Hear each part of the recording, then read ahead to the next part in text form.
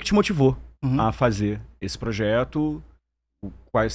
Qual foi o diagnóstico do qual você partiu? Por que você acha que essa é uma solução para esse problema que está apresentado? Bom, maravilha.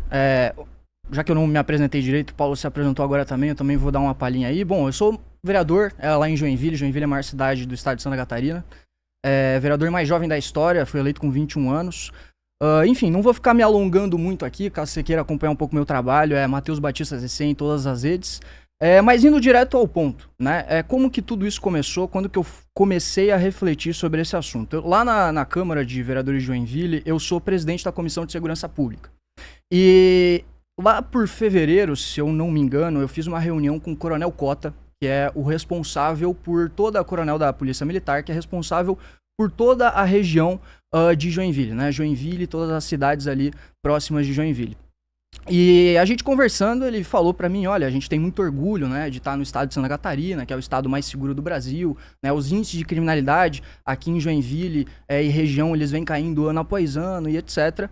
Mas, ele botou um mas muito contundente ali, que é o seguinte, as projeções para o crescimento populacional de Joinville é coisa de 1 milhão de habitantes nos próximos anos, né? Eu não lembro exatamente se é na próxima década, mas nos próximos anos, Joinville pode chegar a 1 milhão de habitantes.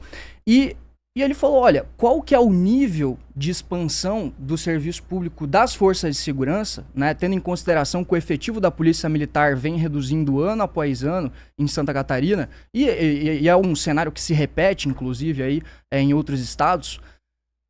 Tendo em consideração isso, qual que é o nível de expansão do serviço público que a gente vai ter que ter para conseguir conter o avanço da criminalidade no estado?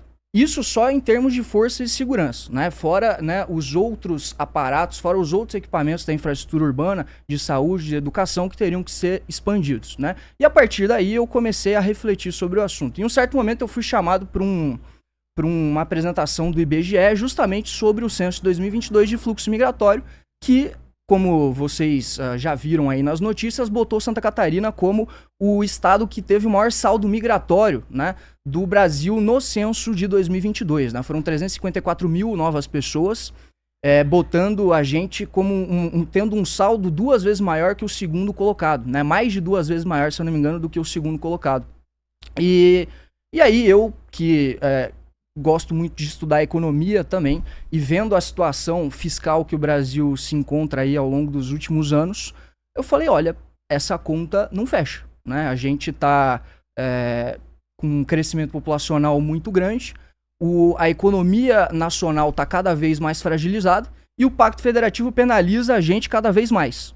Logo, essa conta não fecha. E aí eu fui atrás de pesquisar um recurso a mais, que seria um controle migratório. Né? E aí, eu busquei alguns modelos ao redor do mundo, existem vários modelos aqui ao redor do mundo, e aquilo que a gente achou foi uma lei de registro habitacional lá na Alemanha, que foi o modelo que a gente propôs aí como mais um recurso possível para que a gente faça para que a gente possa conseguir fazer essa migração, esse fluxo migratório de maneira ordenada e conseguir fazer uma urbanização decente, né? O debate que eu quero fazer aqui, e assim, a gente vê diversos debates muito rasos, e obviamente, eu imagino que o Paulo aqui é uma pessoa que tem mestrado, etc., então a gente não vai fazer esses debates rasos, né, de tipo, me chamar de nazista, como foi replicado aí na mídia, ou falar que eu quero proibir nordestino, né, como foi replicado aí ao redor da mídia inteira, e sim um debate sobre urbanização, porque é esse o ponto. O ponto que eu sempre deixei muito claro, que deve ser o centro, o elemento central desse debate, é a urbanização. Porque a urbanização depende da capacidade do setor público ter organização e capacidade de investimento. Coisa que hoje no Brasil não existe. Né? Então eu propus essa lei, é uma lei de registro habitacional, né? E a gente pode entrar mais pra frente aí nessa questão, que é apenas um recurso a mais para que a gente consiga fazer esse fluxo migratório de maneira ordenada e possa ter um crescimento urbano ordenado e que não prejudique o crescimento do Estado em todos os níveis, seja crescimento econômico, crescimento dos próprios serviços públicos e etc. Então, basicamente isso, foi essa a ideia, foi esse o pontapé, foi assim que eu cheguei na ideia de protocolar aí esse projeto de lei ali com o deputado Kim Kataguiri, que ainda não foi protocolado, enfim, a gente pode entrar nesse ponto também, mas é basicamente isso. A lei alemã que você se refere é essa lei de 2025 que está sendo proposta? Não, Qual foi exatamente a lei alemã que você se referenciou? É uma lei, a lei alemã é uma lei de registro habitacional. Todo migrante, toda pessoa, seja estrangeiro ou uma pessoa, um alemão mesmo, quando ele se migra, ele tem que em até 14 dias na cidade comprovar a sua residência. Qual é o nome dessa lei, a referência dessa lei? É uma lei em alemão lá,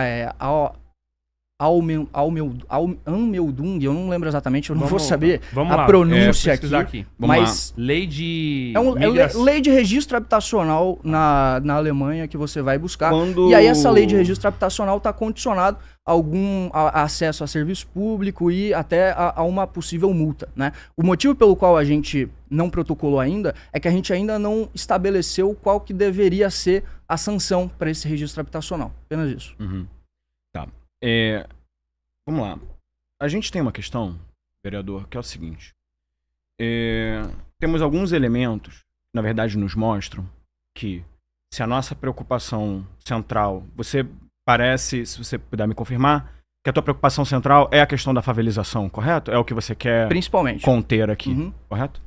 Você estava falando do mestrado. Bem na primeira aula do mestrado, a gente sempre abre ali com uma frase que é o seguinte: todo problema complexo, existe sempre uma solução que é simples, elegante e errada. Né? Qual me parece ser a consequência do ato que você coloca, vereador, é, antes de tudo, uma restrição de migração. Sendo do interesse, eu posso citar aqui alguns estudos que mostram que, na verdade, maior circulação de pessoas vai gerar maior circulação também de riquezas. Esse é, inclusive, o ponto onde o capitalismo e o socialismo conversam e concordaram ali entre os principais autores do campo, que é, bem, se o capital precisa ter livre circulação, as pessoas também deveriam ter livre circulação. Como eu te falei, a minha vida se formou a partir da migração. Minha família fugiu da seca, foi para o Rio de Janeiro, para um território de conglomerado habitacional, que é a Rocinha, hoje, salvo engano, maior do Brasil, uma dos maiores do mundo. Mas a minha família prosperou dentro desse processo, criou bem as filhas. Meu avô teve 7 filhas e ainda assim, todas muito bem criadas, estudaram, tiveram suas carreiras, tiveram seus empregos, prosperaram na vida. Agora, o que me parece, tá? Tem uma coisa chamada efeito Dunning-Kruger. Quando você fala algo com muita certeza, fica parecendo, de fato, para as pessoas que estão ali consumindo aquilo, que essa é uma solução razoável. Todas as evidências científicas levam para o lado de mostrar que a limitação à migração, vereador, ela vai ter o resultado econômico pior. Tá? Ou seja, se a gente quer efetivamente trabalhar nessa questão, o que a bibliografia hoje... O senhor é formado em gestão pública, correto? Eu imagino que você tenha estudado o tema antes de propor o projeto, né? Porque o que a gente tem de evidência, efetivamente, é que as questões onde a gente favorece a migração de pessoas, ela, na verdade, traz maior desenvolvimento econômico e traz também outros pontos. Para resolver a questão da moradia irregular, da favelização, dos conglomerados urbanos, o que a gente tem e que não me parece estar no seu projeto é, primeiro, melhoria habitacional. Construção de habitação, você não comenta sobre isso, correto? A regularização fundiária, muitas vezes, em boa parte, o Estado não entra nesses territórios porque esses territórios estão inadequados em termos de regularização fundiária. Uma política habitacional efetivamente inclusiva que possa construir moradia social ou modelos como existe nos Estados Unidos de Mixed Income Housing, modelos tem na Europa também, de inclusão obrigatória, que parte dos investimentos, dos empreendimentos privados seja destinado também à habitação popular. o uso de instrumentos como ZEIs, zonas especiais de interesse social, IPTU progressivo, outorga onerosa, nada disso me pareceu constar, e essas são as boas práticas de mercado. Por que você vai em direção a uma prática onde todas as evidências nos mostram que tem um resultado, na verdade, contrário ao econômico desejado, inclusive porque dados também aqui de Santa Catarina, né? A gente tem escassez de mão de obra, segundo a própria Fiesc, correto? E o próprio turismo, que sustenta mais de 180 mil empregos em Santa Catarina. Você não acha que a sua fala também acaba espantando turistas, pelo menos todas as pessoas com as quais eu conversei a partir da repercussão que teve seu projeto, manifestaram menos interesse em conhecer Santa Catarina, não mais. Isso não poderia trazer também um prejuízo... Oi? Qual fala exatamente? Qual fala o quê? Não entendi a pergunta. Você disse que a minha fala trouxe esse afastamento aí. Qual fala Você fez uma fala que, inclusive... ou uma fala específica? Não, eu acho que teve uma fala específica sua, na qual, inclusive, salvo engano, o seu partido suspendeu ou fez algum tipo de... te deu algum tipo de punição em função da fala que você fez sobre paraenses, dizendo que paraenses são lixo e tudo mais. Então... nesse momento específico desta fala, junto com o projeto, não pode terminar prejudicando a cidade mais do que ajudando? Só uma questão, porque isso é importante, né? Você veio aqui no debate, eu imagino que você tenha gastado pelo menos 5 minutos ali no meu Instagram pra ver realmente quais foram as minhas falas. Em qual fala eu disse que o paraense é um lixo? Tem uma fala de uma live sua onde você fala isso. Que o paraense é um lixo? Você pode me mostrar aí? Eu posso pesquisar aqui novamente e trazer. Eu falei que o paraense é um lixo ou que o Pará é um lixo? Posso verificar. O que você deve saber melhor do que exatamente, eu, do que você falou. Eu falei que o Pará é um lixo. Certo. Não falei que o paraense é um lixo. E é justamente essa... Mas quando você diz do Pará, você diz do território do Pará? Vou chegar lá. E justamente quando as pessoas utilizam essa narrativa falsa de que eu falei que o paraense é um lixo, é que eles me colocam a pecha de nazista, de xenofóbico, e que a minha noiva recebe ameaças de morte. E que eu recebo ameaças de morte falando que vão me decapitar e mandar a cabeça pra minha família. É justamente sobre essa narrativa falsa que a gente tá falando aqui, porque em nenhum momento eu disse isso. Mas agora, enfim, acho que isso tá pacificado. A gente não vai ficar nessa questão de, meu Deus, ele chamou que o paraense é um lixo, porque isso não aconteceu. Por que eu falei que o Pará é um lixo? Por uma questão muito simples. Para utilizar dessa pauta, que é uma pauta, obviamente, polêmica, para denunciar várias coisas, como, por exemplo, o Pacto Federativo e a má gestão absurda que existe na região Norte e Nordeste. Mas eu já vou entrar nessa questão, antes eu vou voltar para a questão da quantidade de pessoas e circulação que gera desenvolvimento econômico. Veja, isso aí é algo que, de novo, se alguém que gastasse um tempinho no meu Instagram, estivesse vendo o que eu estava falando, iria notar que eu várias vezes falei que, olha, migração é positiva. O autor que eu estou utilizando para falar de urbanização é o Edward Glaeser.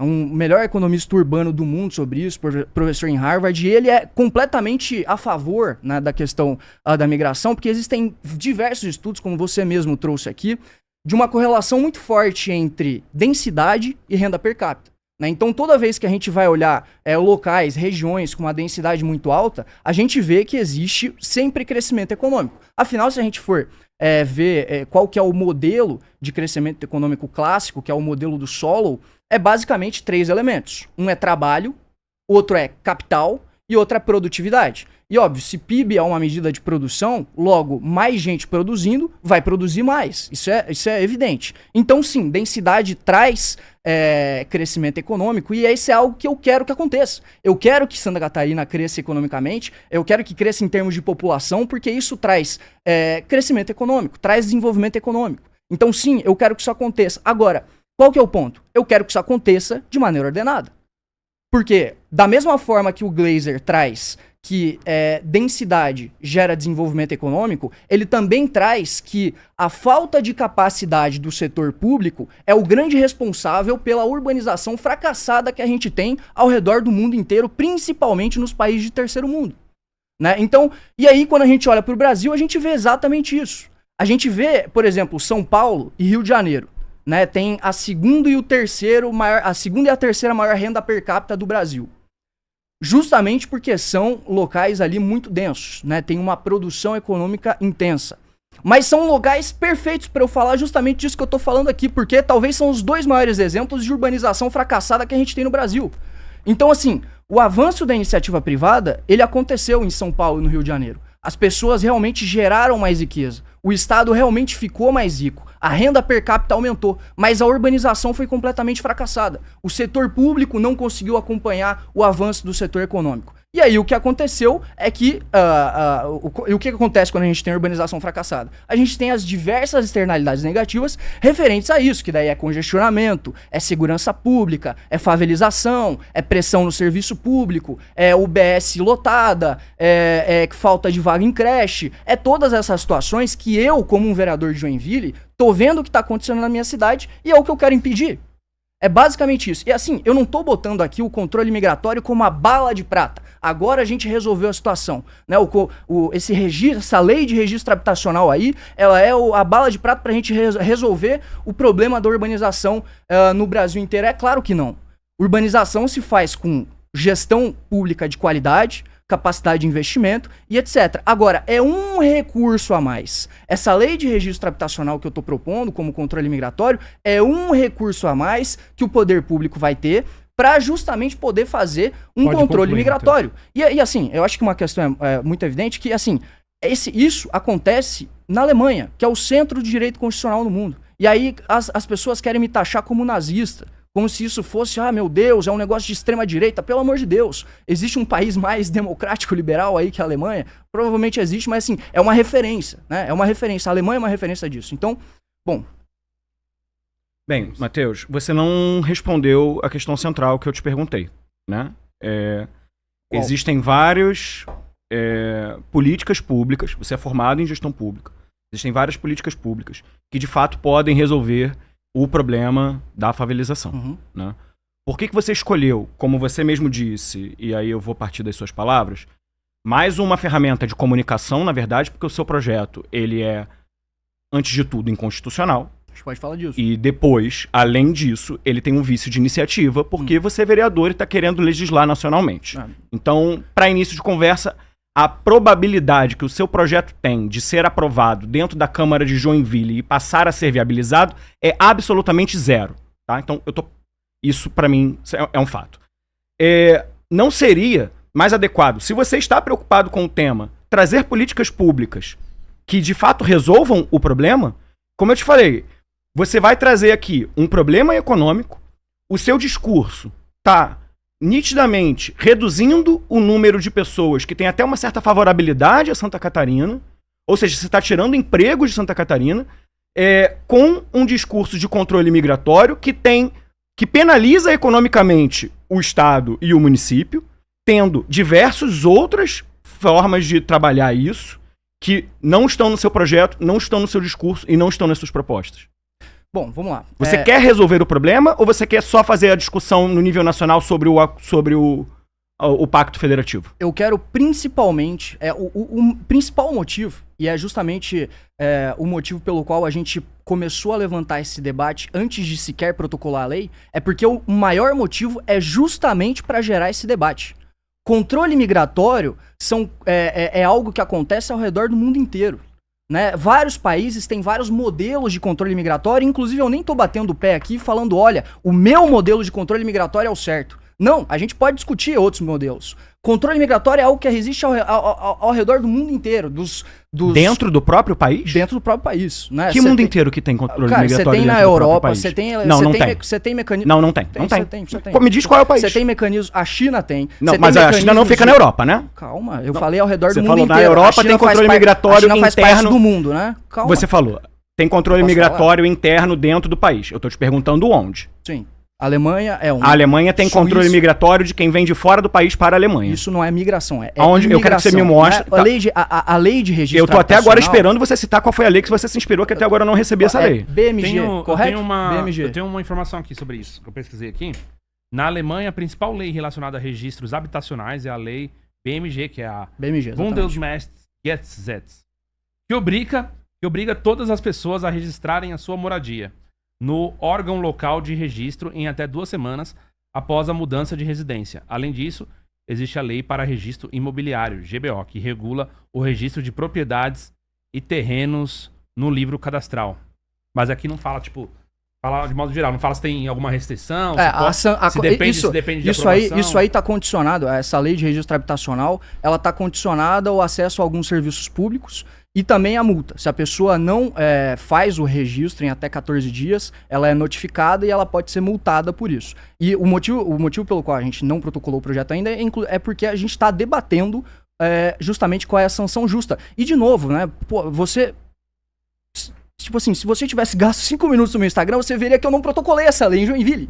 Aliás, como eu disse, eu nem protocolei ela ainda. Eu fui até Brasília, justamente, articular com o deputado Kim Kataguiri, para que essa lei seja aprovada a nível federal. É uma lei de registro habitacional nacional, não vai ter só em Joinville. É uma lei de registro habitacional, porque eu acho que, inclusive, por exemplo, a Paraíba. Paraíba é o quarto maior estado, é o quarto estado que mais recebeu o fluxo migratório. E é um estado que tem uma condição de urbanização muito pior do que Joinville ou que o estado de Santa Catarina inteiro. Então é um estado que provavelmente iria se favorecer dessa lei, né, que é a Paraíba. Né? E aí vamos lá, né, políticas habitacionais. Eu acabei de dizer, esse é mais um recurso para a gente falar de urbanização de sucesso. É mais um recurso. Agora, políticas habitacionais, obviamente, deve ser o centro do debate quando a gente vai falar de conter favelização. E isso acontece em Joinville, por exemplo. A gente tem programas habitacionais, a gente tem regularização fundiária, a gente concedeu, inclusive, mais de 6 mil títulos de propriedade ano passado, né? Agora, qual que é o nível de organização dos outros municípios, das outras regiões ao redor do Brasil inteiro, inclusive, para fazer essa urbanização decente, para fazer essa urbanização perante o crescimento populacional de maneira decente, né? Então, e aí a gente volta para outra questão que eu estava falando. Política habitacional precisa de capacidade de investimento. Só que se a gente for ver o que aconteceu com o Brasil desde pelo menos a década de 80, a gente vê uma capacidade de investimento que vem se esvaziando cada vez mais. Porque o nosso estado é caro, é um estado muito caro para um país emergente, com gasto público de baixíssima qualidade, né? E ainda os estados, e aí voltando, além da fragilidade da economia nacional e da incapacidade que a gente tem em termos de investimento para expandir o setor público e conseguir fazer essa urbanização de maneira decente, a gente ainda tem o Pacto Federativo penalizando os estados do norte, aliás, do sul, do sudeste, né? Então, o ponto é esse. Tem que fazer política habitacional? É óbvio que tem que. Agora, com que dinheiro? Esse é o ponto.